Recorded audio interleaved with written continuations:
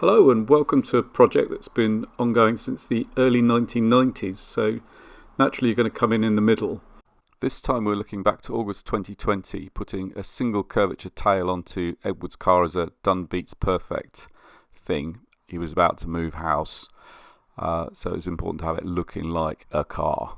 Before we get started on the home movie stuff, I think it's worth explaining what double curvature is, and it's something that curves in two directions. So it's kind of these dome shapes, egg shapes, and they're very difficult to do because you've got to stretch the material. So our technique is hit it with a mallet and then smooth it between rollers, take the bumps out. Some people stretch it between rollers, but we don't. So to get something that looks like double curvature that isn't, we kind of mock it up with something that won't stretch, like this foam, or paper, and then transfer that to this really thin plywood we can cut with scissors, so it becomes a bit like dressmaking. And then we wrap the plywood round, and because you want shiny aluminium, then wrap that in really thin aluminium. When I built my car in the early 90s, it's quite a similar technique, although the aluminium's self-supporting. So the final piece is a cone, and then the bit that would be double curvature is where the luggage lid sits, so that's in free air. It can look a bit gawky from some angles, and I've raised the tail for this version. But most people who see it, it doesn't occur to them that it's not a double curvature tail. So here's the home movie of that process over a single wet August day. We have designed a tail. That's the real win today. So I was happy with this 3-line concept. And this land on the P-strip technique works. The tail post was too short, but I made it without having a measurement. Proof of concept. Got one side, so that pattern is absolutely correct. It wasn't quite correct the other side by the time I put it on, but that can be cut just off centre and then another piece made just off centre, and they can overlap. And it'll be under aluminium, so it can be made in 2 pieces, or then take it all off and cut another one. But this really big boot opening is nice, and we've got sort of that teardrop happening. It's looking really, really nice from every angle, which not many of these cars do. Yeah, so it's not a bad wet August day. I'm going to leave the lights, they're not ready yet. Those tin snips that I've been so pleased with for doing electrical work, I've never tried them on Aeroply. Go through it like it's cardboard. So, taking those tomorrow. So if you don't have a garage, get a tent.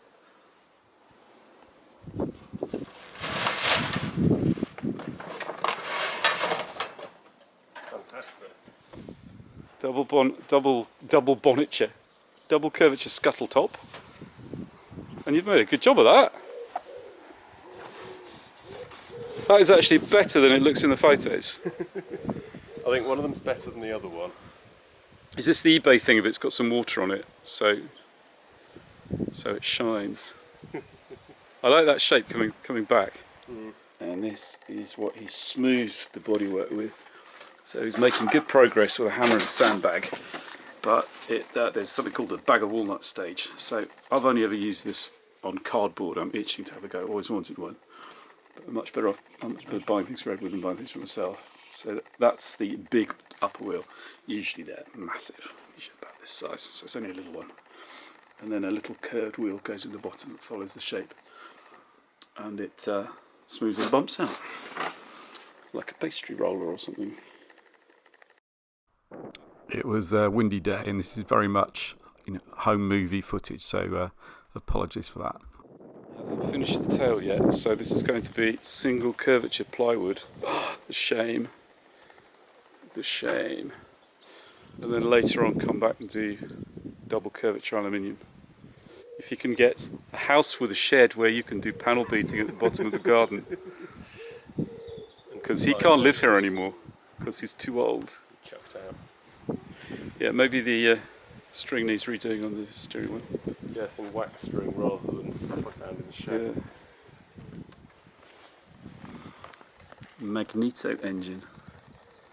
fancy thing like you see in old aeroplanes, new aeroplanes. So it generates its own power for the spark. So it was about 2 inches of rain yesterday. And we have very nearly finished. So it now has mud guards, a rear view mirror, it has a bright red tail light, and look, it's all in shiny aluminium. It is finished, completely finished. Bye Lucy! This is the ground effects version. So I'm going to put a big splitter on the front and a big under tray. Can you hold the number plate in the right place?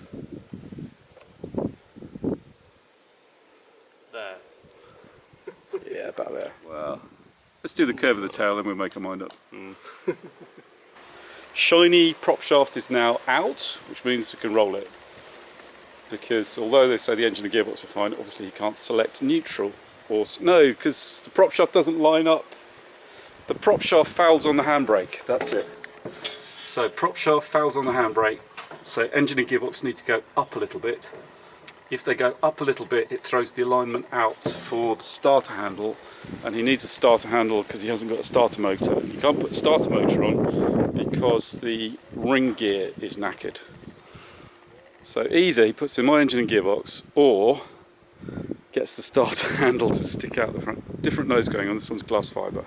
It's got to look good when you're lying in a ditch. It's got to look good from a picnic rug. I think that's probably what it's got to look good. It looks quite good, doesn't it? Mm. Here, adopting the natural squat of the special builder, Edward hugs his mug of tea for comfort as he tries to assess what his godfather has got done to this car.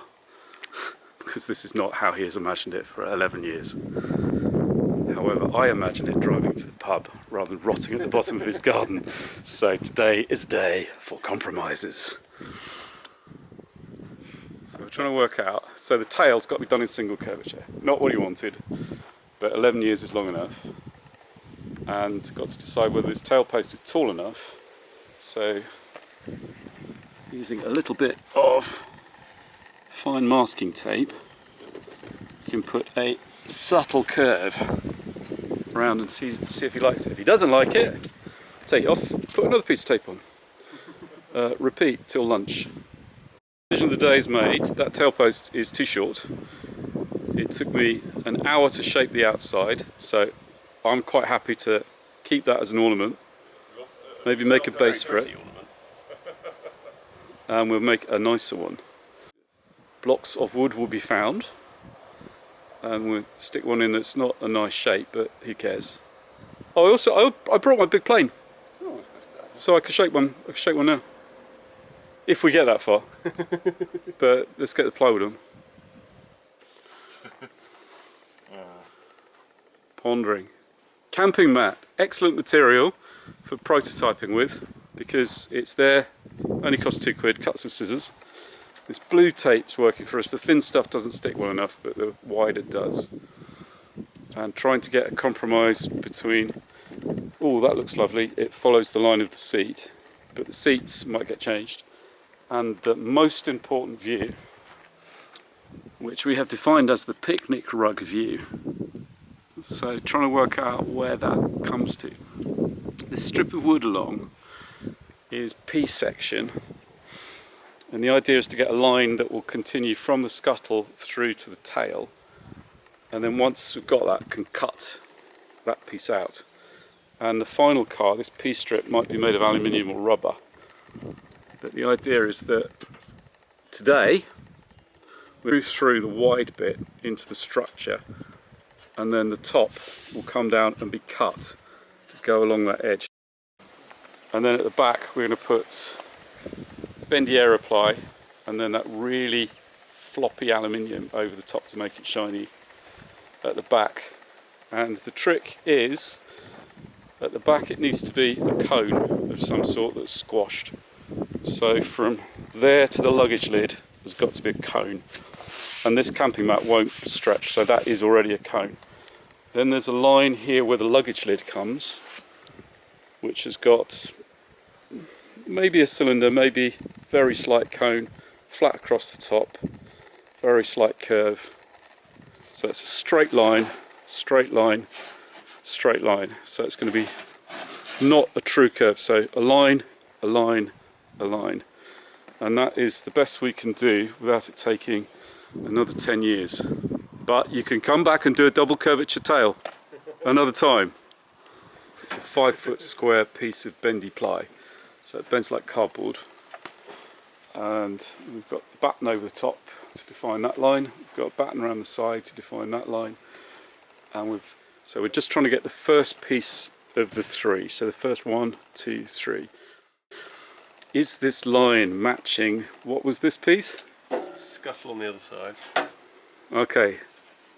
Slide it back a tiny bit. Beep of blue. Slide it forward. All gone. So Edward, having worked out what shape he likes looking from the front, wants the same shape looking from the back, and we've got it. For the avoidance of doubt, the technique here is making it up as we go along, and so blue tape works to define lines. Got to work out where to cut this, got to get brave, cut into the new sheet. Actually, up to the line, or right on it? No, you can come clear of the line. So come a finger's width off it. Yeah. There-ish then. Yeah, because that's an important line. Those are not important lines, because those are where the offcut goes. You can tell Jonathan used to work for an engineering company. He has overalls and safety brogues.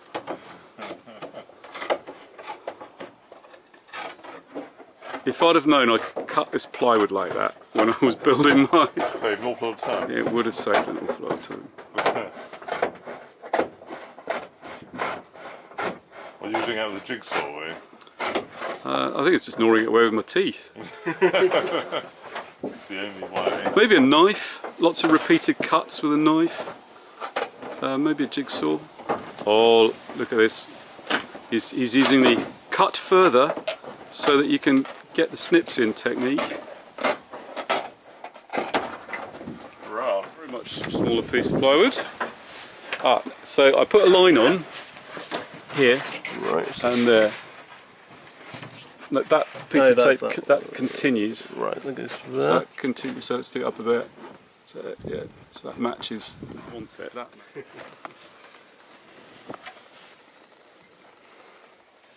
We have got to the sit in the car and make the noise stage, and imagining where the tonneau cover would come. We're starting to like this. Right. And the more of this that's cut off, the more that will come and tuck in. But as I push that in, it comes up at the front at the moment because this material's forcing it.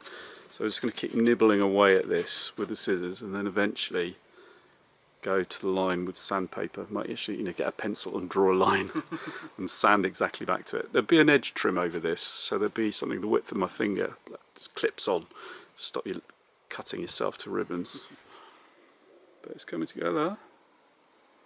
So you reckon if you've got a double curvature luggage lid, you would be happy long term? You wouldn't want to remake the tail? Yeah, I think it would. And what we're working on now is, so an ulster, if you describe the luggage lid, it's not a luggage lid, it's a spare wheel lid.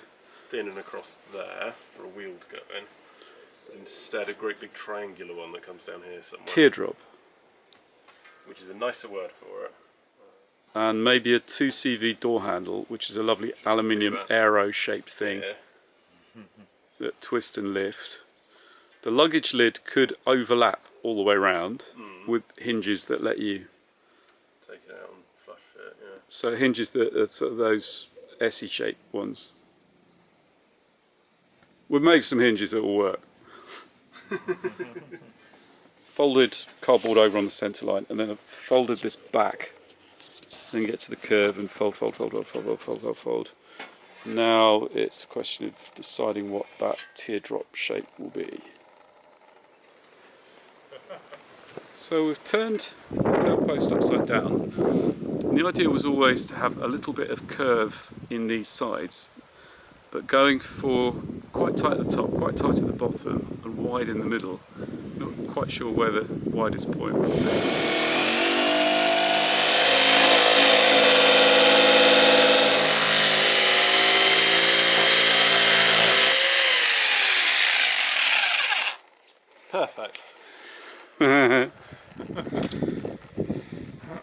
Weird. Save the offcut because we want the same piece off the other side.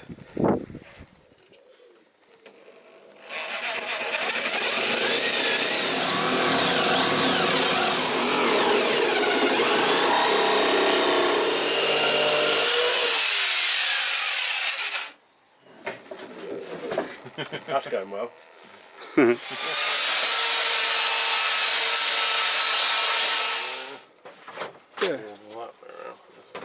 Yeah, that's right, isn't it? So you get some clothes pegs on it. Kettle's on, and we're doing looking and thinking. Have you got a favourite leather bag that you want to be able to drop in? So this luggage lid is being assessed against favourite pieces of luggage. What a thought. It's almost like it's a practical car. Oh, extremely practical.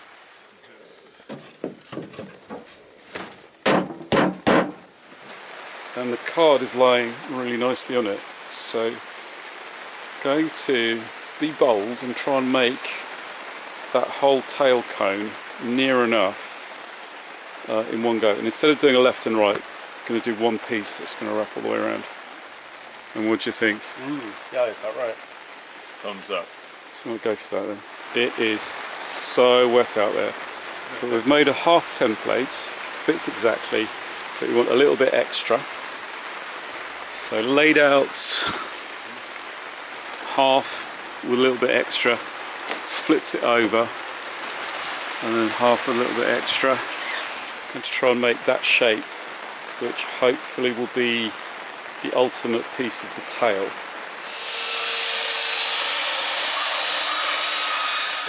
So we're trimming just at one end, then kind of blending it out in the hope that we can get it to land on the piece strip with the correct curve. There we go. So we're only expecting it to get from there. A little bit more off, right? I think we should screw that to start with and then see. If you've got a former underneath, that'll hold it.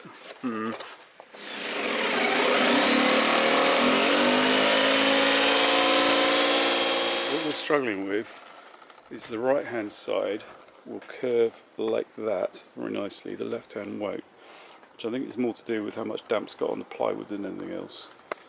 But we jammed a bit of wood in and wiggled it to a strange angle, hoping to get something that might be acceptable for a Mark 1.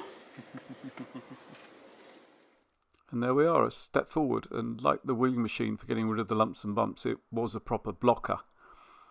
So I measured up carefully all the bits that were slopes and tapers and all the rest, so I could go away and build up a new tail post for one, but also a complete dashboard with legs each side, leaning in as it should, and the complete nose and loom. But that's all the story of and for another day. As well as the car stuff, I also got some woodworking on the channel, and there's also a shop.